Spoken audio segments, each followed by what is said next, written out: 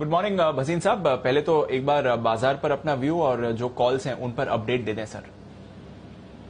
Good morning Deepanshu. बाजार का view तो आप देख ही रहे हो, इंडिया आउट परफॉर्मिंग। आज थोड़ा सा वॉलेटाइल रह सकता है, बट आई थिंक ऑटोज जो मेरा एक कॉन्ट्रेरियन सेक्टर है वो आउट परफॉर्म करेगा।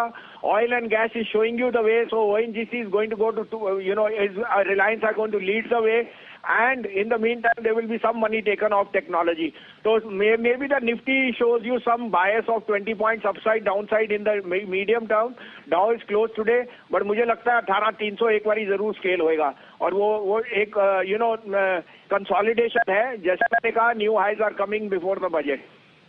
स्टॉक स्पेसिफिक आपको बता दूं, आईओसी, बीपीसीएल, वो सब मेरी बायस देखिए कहाँ भाव पहुंच गए। Sorry, IOC, HPCL, Apollo tyre, मेरी जितनी ऑटो स्टॉक्स थी, बॉश जैसे स्टॉक्स देखिए 17,900 हो गया।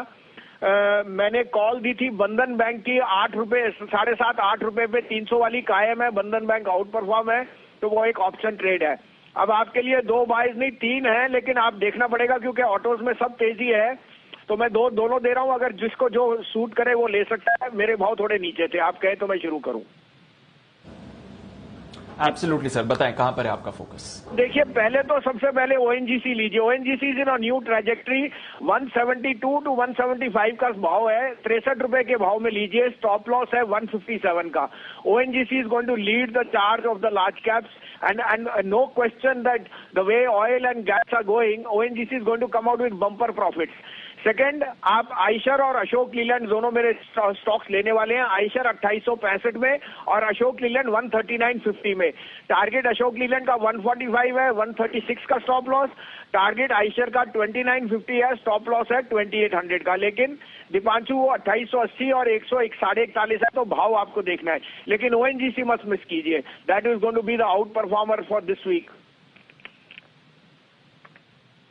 ओके सर, तो ये है भसीन साहब की तरफ से बढ़िया कॉल्स।